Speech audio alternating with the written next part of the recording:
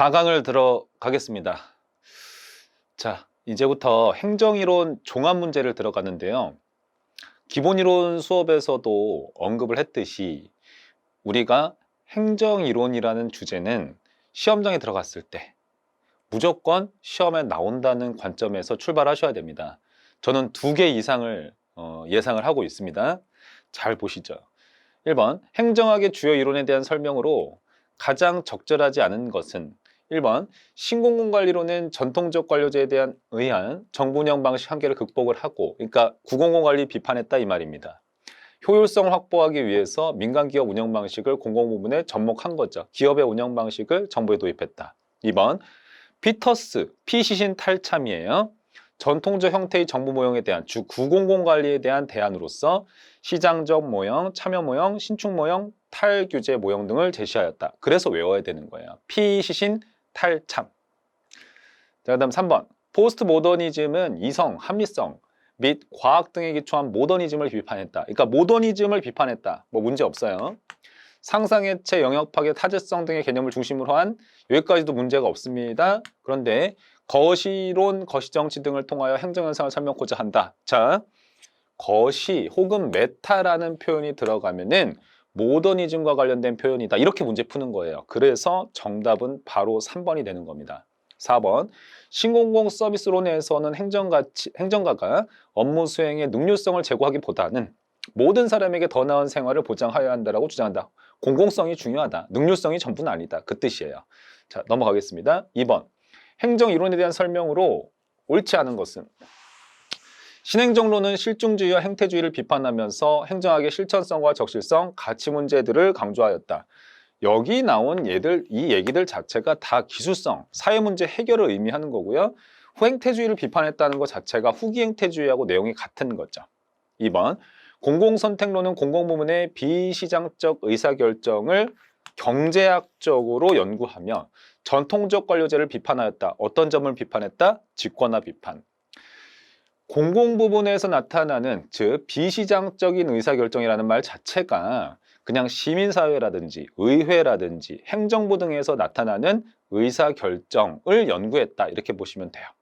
3번, MPS는 시장주의와 신관리주의를 결합한 이론이다. 벌써 틀렸죠. 이 시장주의와 신관리주의를 결합한 이론이다라고 하면은 본능적으로 NPM으로 나와야 돼요. 그래서 정답이 3번입니다. 자, 이거 다 알고 계시겠지만은 NPM이라는 것을 표현할 때 다양하게 정의할 수 있어요. 민간 부문의 경영 기법을 행정에 도입했다. 이렇게 표현해도 상관은 없고, 지금 여기 나온 것처럼 시장주의와 신관리주의를 결합한 거다. 이렇게 표현해도 상관은 없습니다. 시장주의라는 것 자체는 얘가 이제 민간 위탁 같은 거 활용한다는 뜻이 되겠고, 민간 위탁. 그 다음에 고객주의 같은 거 신경 쓴다. 이 의미로 보시고, 신관리주의 같은 경우에는 이거 성과관리예요. 성과관리 같은 거 강조한다. 이 얘기입니다. 4번, 거버넌스로는 정부, 시장, 시민사회 간 신뢰 협동을 강조한다. 이건 뭐 편안한 선지니까요. 넘어갈게요. 행정학의 이론에 대한 설명으로 옳지 않은 것은 신행정론은 적실성, 참여, 변화, 가치, 사회적 형평성 등에 기초한 행정의 독자적 주체성을 강조한다. 자, 독자적 주체성이다. 사회 문제 해결을 위해서 정부가 많은 결정을 할 수 있음을 의미합니다. 2번, 거버넌스로는 계층제를 제외하고, 이거 틀렸네요. 틀렸어요. 시장과 네트워크를 조합한 방식을 활용하여 공공문제를 해결한다. 그래서 지금 거버넌스론 자체가 아까 정부, 시장, 시민사회 간의 협업이에요. 정부를 이렇게 계층제라고 표현할 수가 있습니다. 따라서 계층제를 포함하고 이렇게 표현해야 맞아요. 3번, NPM은 공공서비스 제공에 대한 민간 부분의 적극적 역할 분담 및 정부와 민간 부분의 협력적 활동, 그러니까 정부와 시장 간의 협동을 강조한다.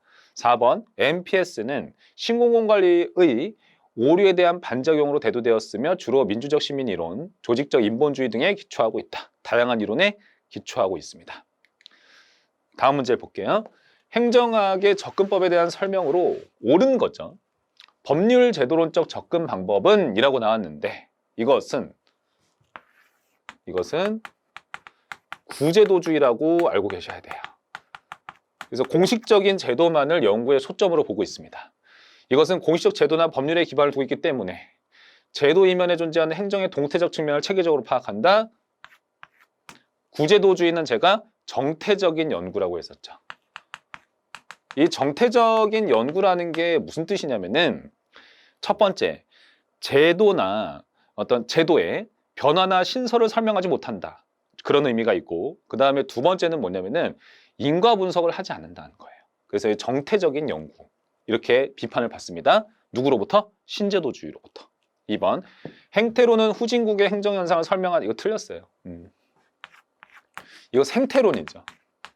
생태론도 되고 그 다음에 비교 행정도 되는 거예요. 후진국의 행정현상을 설명하는데 크게 기여했으며 보편적 이론보다는 그렇죠. 중범위 이론의 구축에 자극을 주어 과학화에 기여했다. 과학성은 띄는데 중범위 수준이다. 3번, 합리선택 신제도주의는 방법론적 전체주의. 이거 틀렸죠. 합리선택적 신제도주의는 공공선택론 계열의 영향을 받아서 나온 이론이므로 방법론적 개체주의다. 이렇게 생각하셔도 좋아요. 사회학적 신제도주의는 전체주의죠. 개체주의가 아니라 전체주의에 기반을 두고 있다. 문화를 대상으로 현상을 분석하기 때문입니다. 전체적인 큰 면을 바라보자라는 접근법을 취한다는 거예요. 어떤 현상 분석을 할 때. 4번, NPM은 기업 경영의 원리와 기법을 그대로 정부에 이식하려고 한다라는 비판을 받는다. 정부와 경영의, 행정과 경영의 차이점이 있음에도 불구하고 그걸 너무 인지하지 않으려고 한다는 거죠. 정답은 4번이 되는 겁니다. 옳은 선지예요. 자, 다음에 5번 문제. 행정학의 주요 이론과 그에 대한 비판이 바르게 연결되지 않은 것은 공공선택론, 인간을 이기적이고 합리적 존재로 가정한 것은 지나친 단순하다. 그렇죠? 모든 인간은 자기 이익 추구에 이익을 극대화해 합리적이야. 모든 인간은 다 그렇다는 거예요. 너무 단순하다는 겁니다. 내재화된 변수가 많고 거버넌스론, 변수 간의 유기적 관계를 강조하기 때문에 모형화가 어렵다. 거버넌스론의 비판 중에 하나가 보편적인 거버넌스 모형이 만들기가 힘들다는 거예요. 그리고 정부, 시장, 시민사회 이 세 개의 주체 간에 이들 네트워크가 있지 않습니까? 이들 네트워크 간의 즉 조직 간 분석을 하는데 이들 간에 어떤 협력 체계가 있는지를 살펴본다 이 말하는 거예요. 근데 이들 관계에 영향을 줄 수 있는 또 다른 제3의 변수가 너무 많다라고 이해하셔도 괜찮아요. 이렇기 때문에 모형화가 좀 쉽지 않다. 잘 나오는 선지는 아니에요. 참고로 보세요. 3번, 신제도주의, 제도와 행위 사이의 정확한 인과관계를 설명하는데 한계가 있는 거죠. 왜 그러냐면은 중범위 수준의 이론이니까 보편적인 법칙은 아니다 이 말입니다. 4번, 과학적 관리론, 인간을 지나치게 사회심리적이고 감정적인 존재로 인식한다. 이거는 과학적 관리론에 대한 내용 자체가 아니라 인간관계론에 대한 내용이죠. 따라서 정답 4번입니다. 넘어갈게요. 행정학의 주요 접근법에 관한 설명을 옳지 않은 것은 공공선택 이론은 관할의 중첩을 타파하여 틀렸어요. 관할의 중첩을 인정하여 그리고 관할의 중첩을 인정한다는 의미 자체가 이게 무슨 뜻이냐면은 분권적이라는 뜻이에요. 공공재 공급의 효율성을 높여야 된다라고 주장한다. 뭐 뒤에는 문제가 없습니다. 그래서 A라는 기관도 뭐 예를 들어서 F라는 서비스를 공급하게 하고 B라는 기관도 F라는 어떤 서비스를 공급하게 만들 수 있다. 이걸 관할의 중첩이라고 하는 거예요. 그렇게 해서 그러면 얘도 F를 공급하고 얘도 F를 공급하니까 사람들은 어디를 선택하는 거예요? 조금 더 낮은 가격에 F라는 서비스를 공급하는 주체를 선택할 수도 있겠죠. 이런 분권적인 체제를 인정합니다. 1번 틀렸어요. 실종주의적인 접근 방법은 행정연구의 과학화를 추구하는 접근법이다. 보통 이제 실종주의라고 하면 행태주의라고 인식하셔도 괜찮아요. 3번, 생태론은 정치학 및 문화인류학 등에서 발전한 것으로 이건 참고로만 보시고요. 이를 행정학에 도입한 학자는 1947년에 가우스다. 4. 행태론적 접근은 인간의 주관을 배제하고 규칙성을 경험적으로 입증하려고 한다. 사실 중심 연구를 하려고 노력을 한다라는 겁니다. 자, 그래서 정답은 1번이에요. 다음번 문제 볼게요. 행정 이론에 관한 설명 중 옳지 않은 것은 NPM은 결정과 집행을 분리하고 집행 업무는 가급적 일선기관으로 이양한다. 이거 자체가 무슨 뜻이에요? 민간 위탁 얘기예요. 그렇죠? 얘네 집행만 충실히 잘하라는 거죠. 그다음 2번 포스트 모더니즘은 합리성을 바탕으로 고객 중심의 행정을 추구한다. 합리성 요 얘기 틀린 거죠. 2번 선지를 제가 조금 부드럽게 고쳐볼게요. 이거 NPM이라고 적어두시고요. 예를 들어서 NPM이라고 고친다면 이때의 이 합리성을 이렇게 고칩니다. 경제적 합리성. 경제적 합리성을 바탕으로 해서 고객 중심 행정을 추구한다. 이러면은 괜찮은 선지가 돼요. 그래서 정답은 2번입니다. 3번 행태주의는 행정에서 객관적이고 사실적인 정보의 중요성을 강조한다. 검증을 중시하니까 4번 공공선택론은 정부의 정책 결정 규칙이나 결정 구조가 어떻게 만들어졌느냐를 중시한다. 공공선택론을 우리가 정의할 때 비시장 영역에서 발생하는 의사결정을 연구한다고 하는 거죠. 그만큼 의사결정 구조에 대한 관심이 많고 그 의사결정 구조로서 분권화가 좋다라고 보는 게 공공선택론이에요. 다음으로 넘어가겠습니다. 자, 이제부터 챕터 3의 행정의 목적 부분을 배울 건데요. 이 행정의 목적에서 맨 처음에 나오는 게 이제 행정의 궁극적인 가치 부분이 되는 겁니다. 자, 이거 틀을 한번 잡아보면 이렇게 되죠. 행정의 목적이 있어요. 이거는 행정의 가치라는 표현과 같은 건데요. 이것은 둘로 나눠서 공부를 했어요. 하나는 궁극적인 목적이 있고 다른 하나는 이 목적을 달성하기 위한 수단적인 목적들이 있다는 거죠. 궁극적인 목적은 제가 두 문자로 알려드렸습니다. 공정, 복지, 형평자. 어떤 사람이 분류했다? 아코프라는 사람이 분류했다. 이렇게 공부를 하시고요. 여기서 이제 공자는 공익이 되는 거죠. 그 다음에 정자는 정의, 복지는 복지, 형은 형평, 얘는 평등, 얘는 자유 이렇게 있는 거예요. 그래서 각각에 대해서 배우는 게 이 궁극적 가치가 되겠습니다. 수단적 가치는 또 이따가 보면서 다루도록 하죠. 자, 1번 문제를 볼 텐데 1번에 공익의 본질에 관한 설명으로 옳지 않은 것은 공익의 실체설은 공익이 사익을 초월하여 자, 사익이라는 것은 여기서 각 개인의 견해라고 생각을 하셔야 돼요. 이걸 초월하여 선험적이고 규범적인 것으로 존재하는 실체가 있다라고 본다. 요거는 맞는 내용이에요. 우리가 이 공익에 대해서 공부를 할 때, 이 공익에 대해서 공부를 할 때 이렇게 배우죠. 공익이라는 건 추상적 개념이잖아요. 그래서 이걸 정의하는 학설이 실체설이 있고 과정설이 있죠. 실체설이라는 것은 이런 식으로 생각을 하는 거예요. 그 공무원이라든지 정부가 규정을 하는 거예요. 공익을 규정을 하는 건데 무엇이 공익이라고 하는가, 무엇이 그 공익의 실체라고 하는가 이랬을 때 이 사람들은 뭐라고 얘기를 하냐면은 사회 공동체를 위한 이익,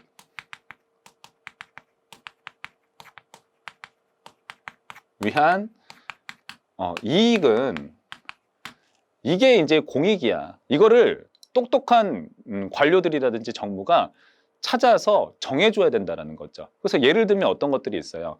사회 총효용의 극대화, 국민 만족을 극대화시킨다든지 행복을. 그 다음에 두 번째 도덕적인 어떤 규칙 같은 거, 절대적 규범 같은 거, 도덕 규칙 같은 거. 뭐 예를 들면 사람 죽이지 말아라, 물건 훔치지 말아라. 이런 것들은 그냥 보편적으로 중요한 것들이잖아요. 그래서 이런 것들은 굳이 국민의 합의, 토론을 거치지 않아도 사회공동체를 위한 이익으로서 공익으로 규정될 수 있다라고 보는 거예요.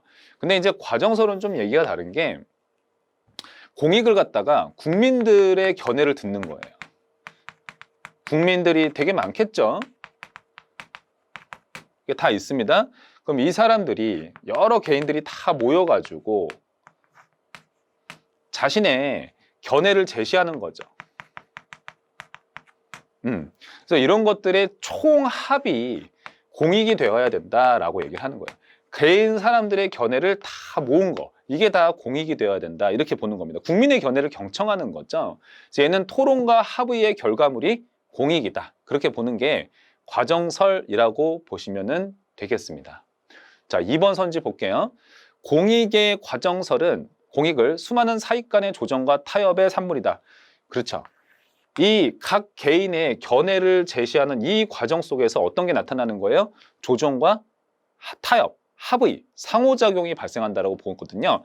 이런 것들의 그 총합, 결과물이 공익이다, 이렇게 얘기를 하는 거죠. 그 다음에 3번, 공익의 실체설은 관료의 적극적 독자적 역할을 강조한다. 이러한 공무원이나 정부가 공익을 규정한다는 거예요. 그렇기 때문에 굉장히 엘리트주의의 특성을 지니고 있습니다. 근데 얘는 과정설은 상당히 민주적이죠. 여러 사람들의 견해를 다 경청하니까. 선생님, 그러면은 왜 국민 견해 듣지 않고 공무원이나 정부가 자기네들이 알아서 왜 사회공동체를 위한 이익을 규정합니까? 이 사례를 여러분, 우리 지금 코로나 사태에 있잖아요. 비상사태잖아요. 얼마 전에 추경예산 11조 예산안 편성을 했었죠. 근데 지금 사회의 그 모든 초점, 사회를 위한 그 행정의 모든 초점이 다 코로나 사태에 집중이 되어 있어요. 그러니까 예를 들어서 지금 헬스장들도 다 문을 닫아야 되고, 사람이 밀집되는 지역은 일정 기간 동안 다 문을 닫고 있단 말이에요. 이건 누가 정한 거예요? 공무원이나 정부가 이렇게 정한 거예요. 이게 지금 사회공동체를 위한 이익입니다, 이렇게 규정을 하는 거죠. 이런 것들을 규정을 잘 해주면은 오히려 그게 더 나을 수도 있다. 왜 그러냐면은 과정설 입장에서 이렇게 국민의 견해를 다 들어서 공익을 정하면 좋기도 좋을 수 있겠지만, 이 결과물 자체가 자칫하면 사회공동체를 위한 이익을 저해하는 결과를 낳을 수도 있기 때문이다. 예를 들어서 자영업자분들 같은 경우에는 이럴 수도 있는 거예요. 아니, 이렇게 지금 문 닫으라고 하면 어떡하냐. 적당히 해야지. 무턱대고 2주, 4주 이렇게 닫으라고 하면은 나 망하라는 거야? 뭐야? 이렇게 얘기할 수 있단 말이에요. 이 견해를 제시하는 과정에서. 근데 정부는 그거보다, 개개인의 자영업자의 그거보다는 지금 일단 국민 건강이 되게 중요하다, 이렇게 지금 생각을 하는 거예요. 그런 어떤 현상으로 설명할 수도 있습니다. 자, 4번. 공익의 과정설은 개인주의적이고 다원주의적 시각에 가깝다. 저기서 이제 과정설을 개인주의적 공익관이라고도 얘기를 해요. 왜 그렇죠? 모든 각 개인의 견해를 다 제시하거든요. 그 다음에 다원적이라는 거는 다양한 사람들의 견해를 다 받는다. 5번, 실체설은 절차적 합리성을 강조하여 적법 절차의 준수에 의해서 공익이 보장된다고 본다. 이건 명백하게 틀렸어요.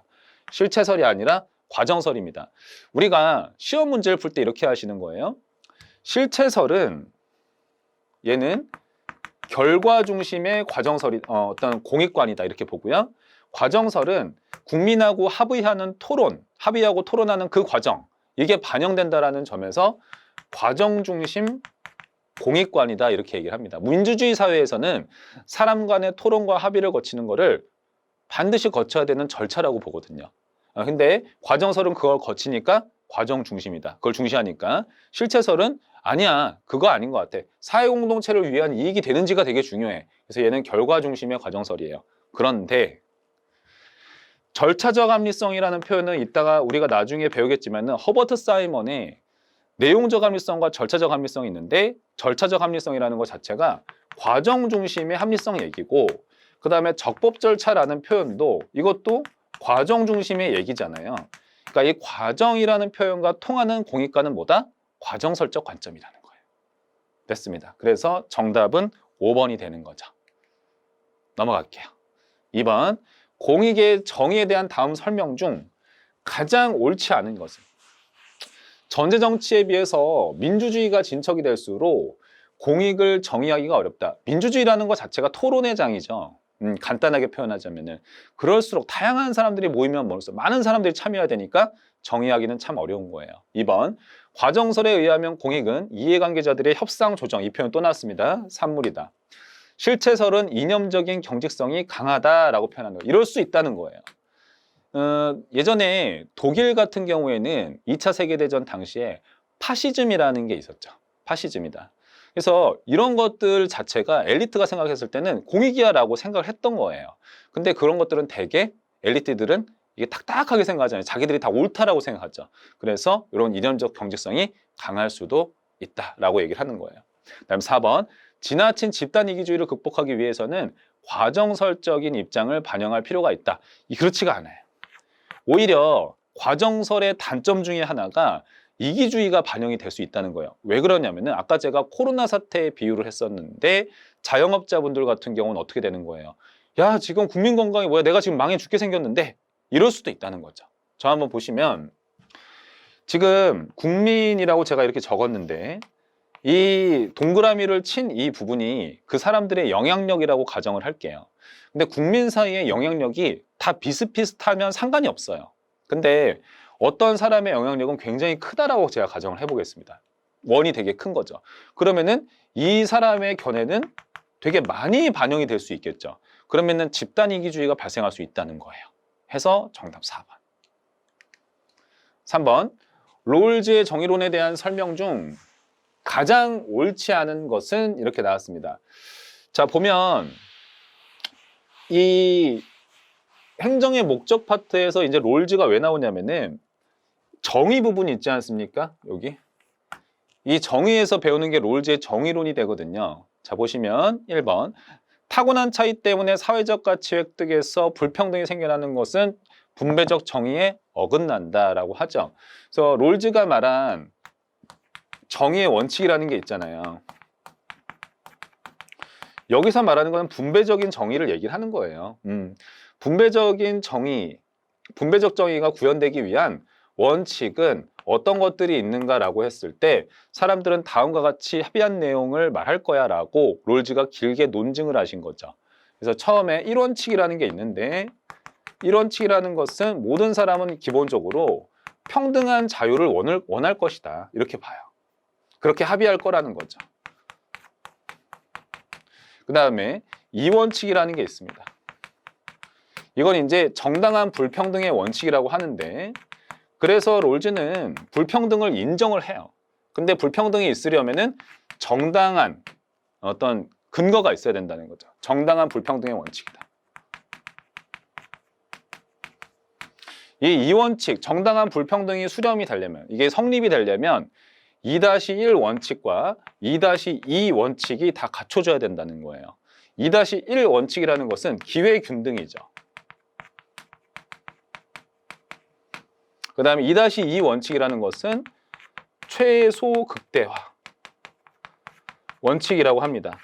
이 최소 극대화 원칙이라는 것은 빈민에 대한 지원이에요. 국가에. 그리고 기회균등이라는 것은 어떤 우리가 직업을 구하고자 할 때 모든 사람에게 동등한 기회, 접근 기회는 줘야 된다는 거죠. 그럼 이제 누군가는 좋은 직업을 가져가고 누군가는 좋지 않은 직업을 가져가게 될 거예요.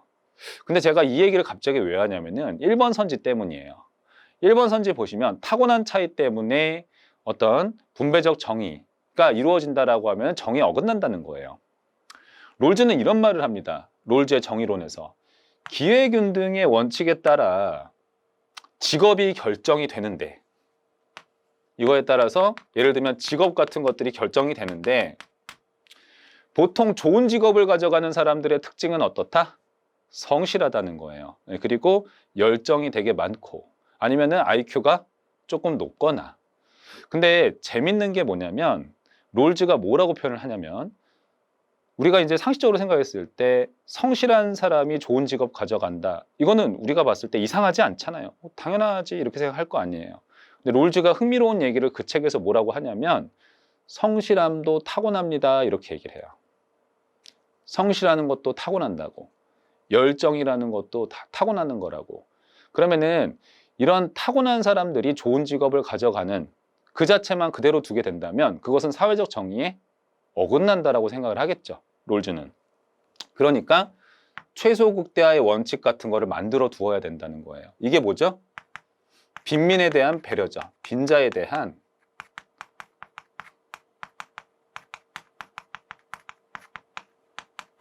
배려를 얘기를 하는 겁니다.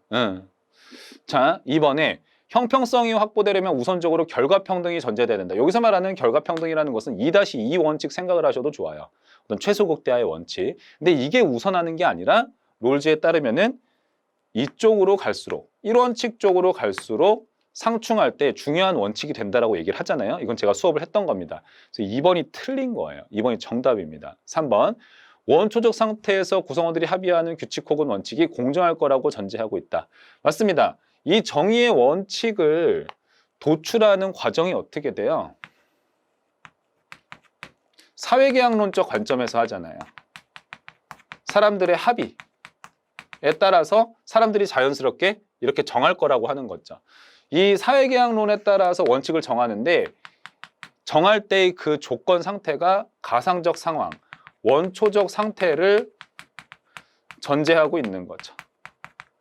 이 원초적 상태에서 인간의 특징은 이랬던 거죠.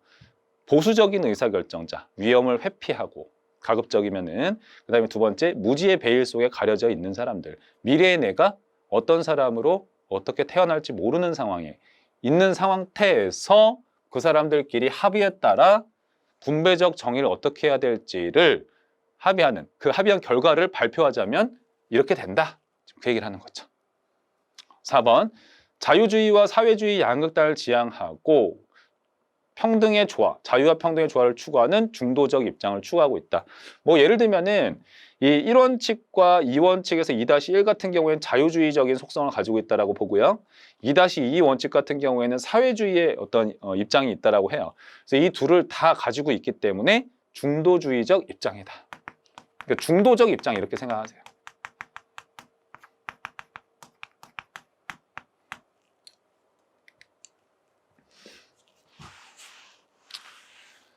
자, 4번 문제가 나왔는데요. 4번 문제는 제 눈에는 중요해 보이지가 않습니다. 참고 표시하시고요. 간단하게만 볼게요.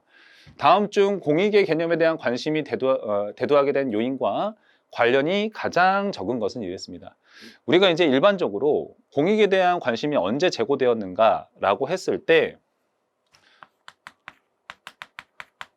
정부의 영향력이 커졌을 때, 영향력이 굉장히 커지면서 그러면은 정부의 도대체 하는 일의 목적은 뭔가 이런 관심이 시작이 되었다는 거예요. 그래서 보면 쇄신적인 정책 결정의 중요성, 정책 결정을 하게 되는 경우도 있다라는 거죠.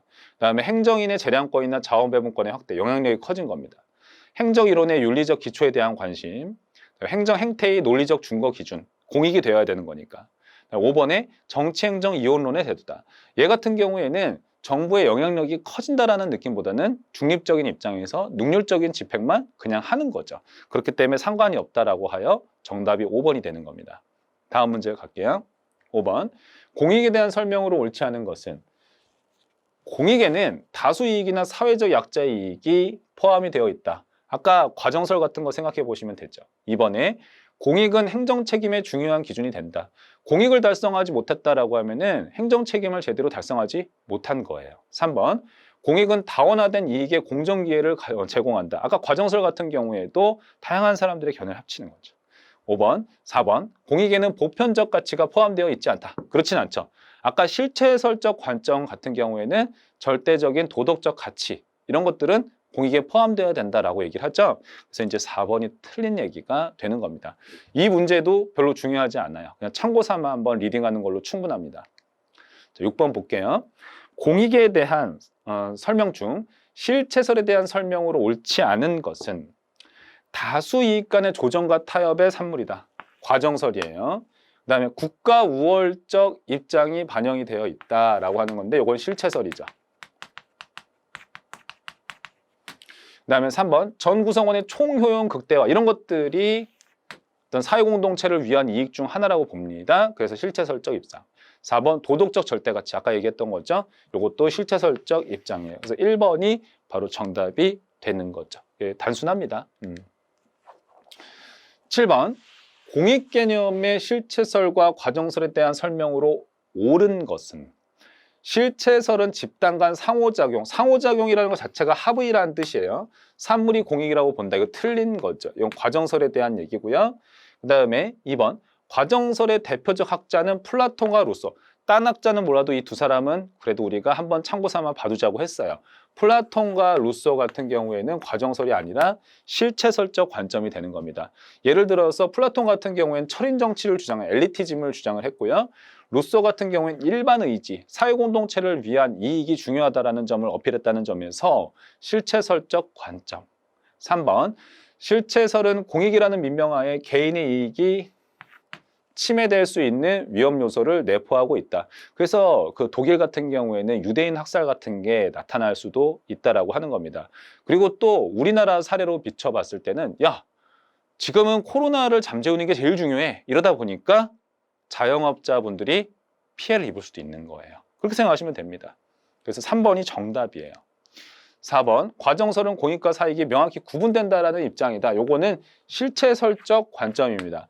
실체설적 관점 같은 경우에는 여기서 말하는 사익이라는 것은 각 개인의 견해예요. 각 개인의 견해와 별도로 공익은 존재할 수 있다는 거죠.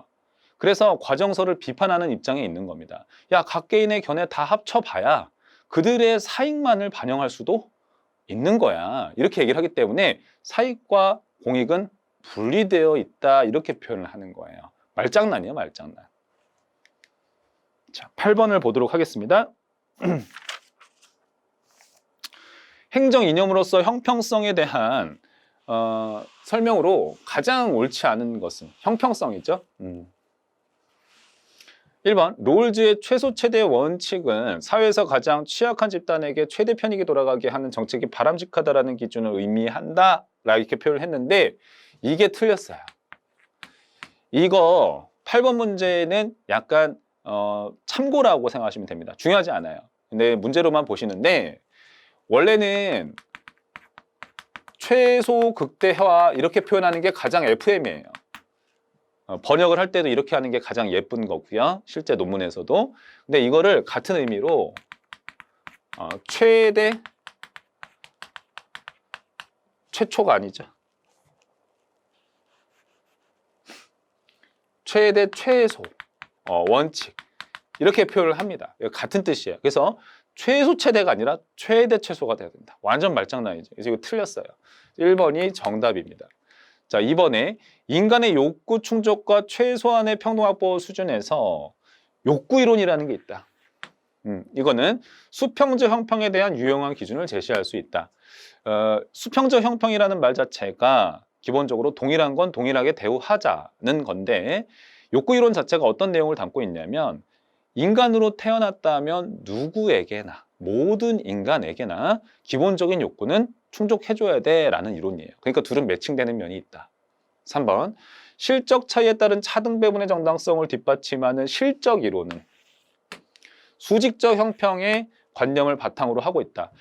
그러니까 수직적 형평이라는 말 자체가 다른 거는 다르게 대우하자라고 하는 건데 실적 이론 자체 내용 자체가 실적 이론 내용 자체가 실적에 따라 차등 대우하자는 거잖아요. 그래서 다른 건 다르게 대우하자라는 수직적 형평관의 내용을 담고 있습니다. 그 얘기를 한 거예요. 4번 행정의 참여와 가치 지향을 강조하는 신행정론에서 주목한 바 있다. 신행정론에서 사회적 형평성을 중시했었죠. 그걸 주장한 학자는 프레데릭슨이었습니다.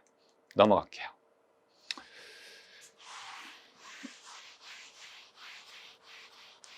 자, 제가 이거를 좀 간단하게 지우고 무게중심을 좀 잡아드릴 건데 기본적으로 우리가 시험에서 이 공익과 이 정의가 잘 나올 수 있다라고 생각을 하셔야 돼요.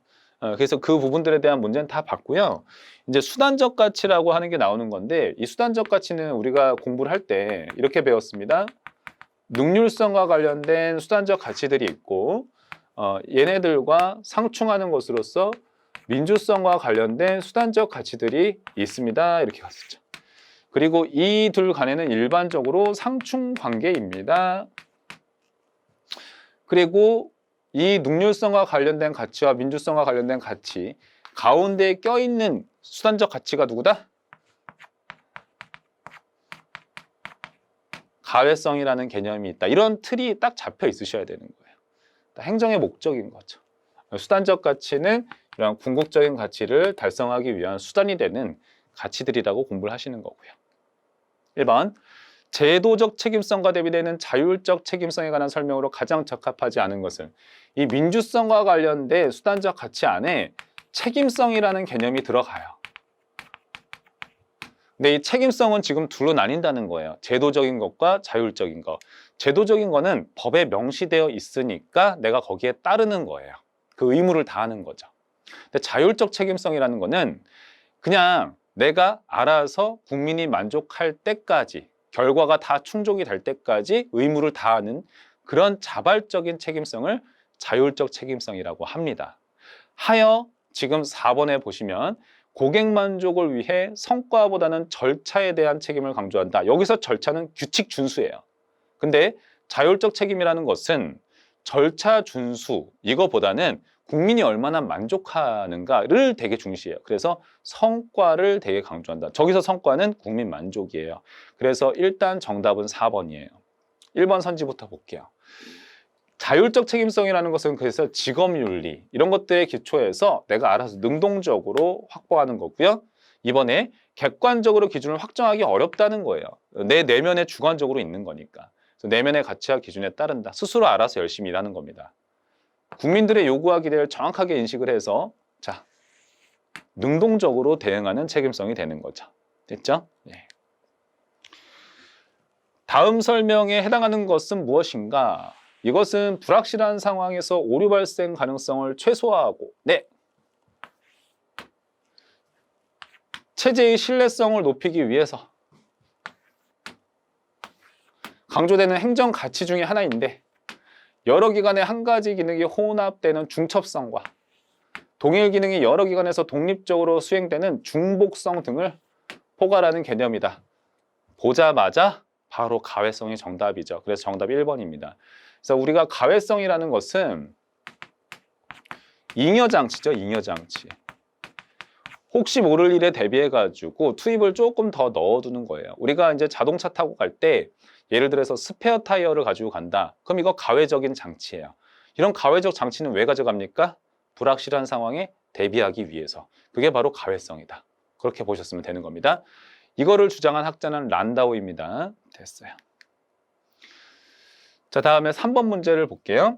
행정에 대한 설명으로 옳지 않은 것은, 행정은 정부의 단독 행위가 아니라 사회의 다양한 주체들이 함께 참여하는 협력 행위로 변해가고 있다. 이거 그냥 거버넌스화 돼가고 있다. 지금 그 얘기예요. 불편함은 없고요. 2번, 행정은 사회의 공공가치 실현을 목적으로 한다. 공익을 목적으로 한다. 행정은 민주주의 원칙에 따라 재원 확보와 사용에 있어서 국회의 통제를 받는다. 당연하죠. 4번, 행정의 본질적 가치라고 얘기를 했어요. 본질적 가치가 궁극적 가치랑 같은 말이에요. 능률성, 책임성 등이 있으며 라고 했는데 틀렸죠. 본질적 가치에는 뭐가 들어간다? 공정복지, 형평차. 그렇기 때문에 이게 틀린 겁니다. 수단적 가치로는 공익, 정의, 형평성 등을 들 수 있다. 이거는 궁극적 가치에 들어가는 거죠. 그래서 4번이 바로 정답입니다. 그래서 제가 공정복지, 형평자를 외우자고 여러분들께 말씀을 드리는 거예요. 자, 넘어갈게요. 행정에 있어서 가외성에 대한 설명으로 옳은 것은 이랬습니다. 란다우가 만들었어요. 란다우는 권력 분립이나 연방주의를 가외성 현상으로 보았다. 이러한 권력 분립을 위한 제도들도 혹시 모를 일에 대비해서 만들어두는 가외적 장치라고 봤다고 얘기를 했었습니다. 2번, 정보체제의 안정성을 증진하기 위해서는 초가분해 채널과 코드가 없는 비가외적 설계가 필요하다. 안정성을 증진하기 위해서는 이런 게 있는 가외적인 설계가 필요하다. 이렇게 가야 되겠죠. 그래야지 안정성을 혹은 신뢰성을 확보할 수 있는 겁니다. 2번이 정답이에요. 여러분, 그쵸? 지금 옳은 걸 찾는 거군요. 그러니까 1번은 맞고요. 2번은 틀렸습니다. 나머지 선지 다시 볼게요. 3번, 불확실성이 커질수록 가외성의 필요성은 줄어드는 게 아니라 증가한다. 이렇게 되는 거죠. 그래서 가회성이라는 것은 불확실성의 증대에 따라 나타나게 된 현상. 그럼 4번, 조직 내외에서 가회성은 기능상 충돌의 가능성을 없애는 역할을 한다. 없애지 않고요. 가능성이 항상 있어요. 이거 한번 보겠습니다. 제가 이 가회성이라는 게 잉여장치라고 설명을 했는데 이 가회성은 뭐하고 충돌하는 특징이 있다? 능률성하고 충돌하는 특징이 있는 거죠. 왜 그러냐면 사실 그 스페어 타이어 한 개를 더 가져간다라고 하는 것 자체가 사실 비능률적인 면이 있는 거죠. 왜냐하면 투입물을 증대하는 거니까. 그래서 이런 4번은 틀린 내용이 되는 겁니다. 1번이 정답 맞습니다. 다음 문제로 넘어갈게요. 5번, 행정 이념에 대한 설명 중 맞는 것은 산출대 목표의 달성도를 효과성이라고 한다. 이거 맞는 얘기죠. 산출대 목표의 달성도를 효과성이라고 한다. 그래서 효과성을 갖다가 달리 말하면 목표의 달성도 이렇게도 표현을 합니다. 2번, 목표에 대한 수단의 적합성을 생산성이라고 한다. 이거를 일반적으로 합리성이라고 표현해요. 챙겨두세요, 참고로. 그 다음에 3번, 투입대 산출의 비는 형평성이 아니라 능률성이 되는 것이고 4번에 시민 요구에 대한 대응을 갖다가 능률성이 아니라 대응성이라고 한다. 이렇게 됐습니다. 정답 1번. 자, 6번 들어갈게요. 어떤 행위가 의식적 사유 과정의 산물이거나 사유 과정의 산물이다. 인지력과 결부되고 있을 때 합리성은 무엇인가? 가장 가까운 표현을 찾자고 하면은 절차적인 합리성이 돼요. 그래서 2번이 정답인데 이거를 들어가기 전에 문제를 넘어가기 전에 간단하게 정리를 해보면 사이먼이라는 사람은 합리성을 어떻게 구분을 했다? 내용적 합리성과 절차적인 합리성으로 구분을 했어요. 내용적 합리성은 완벽한 정보를 바탕으로 해가지고 최적의 대안을 찾아내는 합리성이에요. 그에 반해서 절차적 합리성이라는 것은 제한된 정보에 기초해서 혹은 제한된 합리성에 기초해서 논리적인 사고 과정,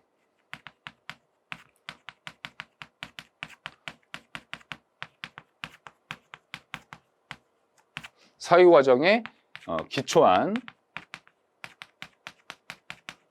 결정을 하는 거를 설명하는 게 절차적 합리성인 거죠. 이거를 바꿔 말하면 뭐냐면은 인간이라는 거는 어떤 결정을 내릴 때 완벽한 정보 안에 있을 수가 없으니까 최대한 논리적인 사유 과정을 통해서 그럴듯한 어떤 결정을 할 수밖에 없다라는 뜻이에요. 그래서 이걸 갖다가 문제랑 매칭을 해봤을 때 가장 적합한 거는 절차적 합리성이다. 이렇게 여러분들이 공부를 하시면 되는 겁니다. 됐어요. 합리성 얘기가 있을 때는 기본적으로 사이먼 얘기가 중요해요. 해서 이 내용적 합리성하고 절차적 합리성을 잘 챙겨둔다. 요거 하나 포인트로 꼭 잡으시기 바랍니다. 그 다음 넘어갈게요. 7번. 효과성 평가 모형 중 퀸과 로버그의 경쟁가치 모형에 대한 다음 설명 중 적절하지 못한 것은 이랬습니다. 이 퀸과 로버그의 경쟁가치 모형이 나오게 되면은 좀 문제를 어렵게 낸 거예요. 근데 제가 이것도 수업을 다 했었습니다. 보도록 할게요. 1번, 조직의 내외부 중 어디에 초점을 두고 있는지와 조직 구조가 통제와 융통성 중 어떤 것을 강조하는지를 기준으로 하여 조직 효과성에 관한 4가지 경쟁 모형을 도출하였다. 이거 맞는 얘기인데 이거를 표현하면 이렇게 되죠. 조직을 외부라고 표현을 하고 퀸과 로버그는 조직 안에 있는 구성원, 이 구성원을 갖다가 인간이라고 하는데 이걸 내부 이렇게 표현하죠. 조직 자체를 더 중시하냐 아니면은 그 안에 있는 인간을 더 중점을 둬가지고 조직 관리를 하냐 그 차이고, 그 다음에 통제지향적이냐 유연성이 있느냐, 규칙의 수가 많다 규칙의 수가 적다는 거죠. 이거에 따라서 4가지 모형이 나온다는 거예요. 그럼 이 4가지 모형은 효과성을 가늠하는 기준이 다 다르다는 거예요. 그만큼 퀸과 로버그는 효과성이라는, 즉 목표의 달성도라는 개념 자체가 추상적이기 때문에 모형에 따라 달리 정의될 수 있다. 그 얘기하고 싶었던 겁니다. 2번, 조직의 내부에 초점을 두고, 즉 여기에 초점을 두고 융통성을 강조하는 경우, 여기에 있는 모형을 얘기를 하는 거죠.